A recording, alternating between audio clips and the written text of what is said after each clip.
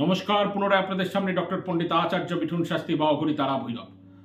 10ই মে 2024 হিন্দু মান্যতা অনুসারে আমাদের অক্ষয় তৃতীয়া তিথি আমাদের অনুষ্ঠিত হতে চলেছে এবং যেই তিথির আগমন হতে চলেছে, যেই দিনের বিভিন্ন মাহাত্ম্য আমাদের সনাতন ধর্মশাস্ত্র অনুসারে বিভিন্ন রকম পেয়ে থাকি। কিন্তু আমি এই অক্ষয় তৃতীয়ার বিভিন্ন যে রিচুয়ালস আছে, যার মধ্যে কেনাকাটি, পূজা, দান, ধ্যান, সেগুলো আগের বছরে বহু প্রোগ্রাম আমি করেছি। সেগুলো আপনারা আগের বছরের ভিডিওগুলোকে ক্লিপ করে বা স্কিপ করে পূর্বের দেওয়া ভিডিওগুলো দেখলেই সম্পূর্ণ বুঝতে পারবেন। এবং আমার অক্ষয় তৃতীয়ার উপরে SMS প্যাক রয়েছে, কিন্তু এবছর আমি কোনো SMS প্যাক বার করিনি। এই জন্যই করিনি কারণ গ্রহের গোচর এবং যেই পরিস্থিতি গ্রহ মণ্ডলে মানে ভূমণ্ডলের উপরে যে গ্রহের প্যারামিটার রয়েছে, যেখানে মঙ্গল অঙ্গারক যোগ থেকে শুরু করে বৃহস্পতির কৃত্তিকা নক্ষত্র থেকে শুরু করে বিভিন্ন গ্রহের যে কম্বিনেশন, সেই কম্বিনেশনে SMS প্যাকের সম্পূর্ণ রকম প্রভাব মানব জীবনে যারা যারা নিবে তাদের সম্পূর্ণরূপে আনা যাবে না। কারণ প্রত্যেকের ইন্ডিভিজুয়াল চার্ট অনুসারে রেমেডিস থাকবে। কারণ এই সময়টা একটু উল্টাপাল্টা রেমেডি হয়ে গেলেই বিপজ্জনক পরিস্থিতির সম্মুখীন হয়ে যেতে পারে ব্যক্তি এবং ব্যক্তি পরিবারবর্গ। তো সেই সূত্র অনুসারে আমি প্রথমে আজকে, যেহেতু আমাদের যে অক্ষয় তৃতীয়া রয়েছে, সেই অক্ষয় তৃতীয়ার একটি পাবন পর্বে একটি মূল অধ্যায় রয়েছে, যা হলো পরশুরাম জয়ন্তী। কারণ সেই দিন হচ্ছে সমস্ত রূপে পরশুরামের জন্ম উৎসব। অর্থাৎ আমাদের জানি যে পরশুরাম যিনি ক্ষত্রিয় বর্ণ, অর্থাৎ পরশুরাম হচ্ছে আমরা জানি ভরদ্বাজ ঋষির গোত্রের সঙ্গে জড়িত।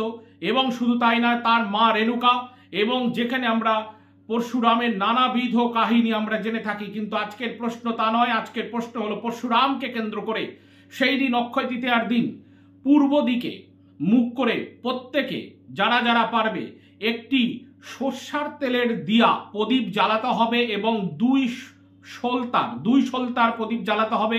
এবং সলতা মলি সুতা হলে ভালো হয়, না হলে যে কোনো সলতাতে জ্বালানো যাবে। এবং যার মধ্যে দুটো লবঙ্গ দিয়ে নিতে হবে। দুটো লবঙ্গ দিয়ে ওখানে পূর্ব দিকে হাত জোর করে, এরকম করে হাত জোর করে বসে ওং রাং রাং ওং রাং রাং পরশু হস্তায় নমো, এই মন্ত্র 108 বার উচ্চারণ করবে। ওং রাং রাং, বানানটাই বলছি, বৈষ্ণব রয়াকার অনুস্বর, ওং রাং বৈষ্ণব রয়াকার অনুস্বর রাং। তাহলে ওং রাং রাং, তারপর ওং রাং রাং দুবার হবে ওটা।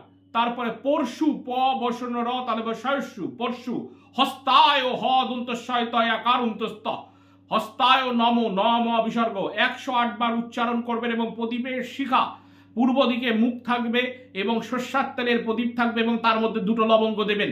এই অক্ষয় তৃতীয়ার এই পাবন পর্বে যদি আপনারা এই কর্ম পরশুরাম জয়ন্তীর উপর ভিত্তি করে, পরশুরামের জন্ম উৎসবকে কেন্দ্র করে যদি আপনারা আপনাদের জন্মকুণ্ডলীর উপরে গ্রহের যেরকমই অবস্থা থাকুক এই ক্রিয়া যদি সম্পাদন করতে পারেন, তবে নিশ্চিত আপনাদের জীবনে রোগ, শোক, তাপ, জরা ব্যাধি বিভিন্ন কিছু থেকে আপনারা মুক্ত হতে পারবেন এবং তার দিশা আপনারা খুঁজে পাবেন। কারণ আমরা 108 বার করে তো কোটি কোটি পাপকে বা ভয়ানক ভয়ানক পাপকে এক চান্সে আমরা মিটিয়ে দিতে পারবো না, কিন্তু তার ওখানে শান্তি বাড়িধারা নেমে আসবে, সে বিষয়ে বিন্দুমাত্র সন্দেহ নেই। কিন্তু মনে রাখবেন, এই যখন কাজটি সকালবেলা আপনারা করবেন, দিনের বেলা করবেন, রাত্রিবেলা করবেন না, দিনের বেলা যে কোনো মুহূর্তে করেন। অভিজিৎ মুহূর্ত করতে পারেন 12টা 36-এর পর দুপুরবেলা। যে কোনো সময় ক্রিয়া করা সম্পাদন করবার পর আপনাদের লক্ষ্য রাখতে হবে একটি জিনিস, যখন এই প্রদীপ প্রজ্বলিত হওয়ার পর যখন প্রদীপটা সম্পূর্ণভাবে বুঝে যাবে, তখন এই প্রদীপকে কোনো জলাশয়ে কিন্তু নিমজ্জিত করে দিতে হবে, জলাশয়ে কিন্তু ভাসিয়ে দিতে হবে।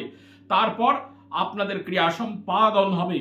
এই ক্রিয়া করতে পারলে অচিরেই আপনারা দেখতে পারবেন আপনাদের পরিবারে এবং আপনার যে করবে তার ব্যক্তিগত জীবনে নিজেই দেখতে পাবে যে সম্পূর্ণরূপে কিরকম আশীর্বাদ পরশুরামের জন্ম উৎসব এবং অক্ষয় তৃতীয়া, যেই তৃতীয়াকে বলা হয় নো ডিকে, অর্থাৎ কোনো রকম ভাবে ক্ষয় হয় না যেই তিথি অক্ষয়, যার কোনো ক্ষয় নেই। তাহলে এই তিথিতে যদি পরশুরামের জন্মদিন, যার জন্মদিন, তাকেই যদি আহ্বান করে সম্পূর্ণরূপে সন্তুষ্ট করে নেওয়া যায়, তাহলে অক্ষয় তিথি আর সম্পূর্ণ মাহাত্ম্য কিন্তু তার জীবনে যথেষ্ট পরিমাণে আসতে থাকবে এবং সে পাবে তার ব্যক্তিগত জীবনে।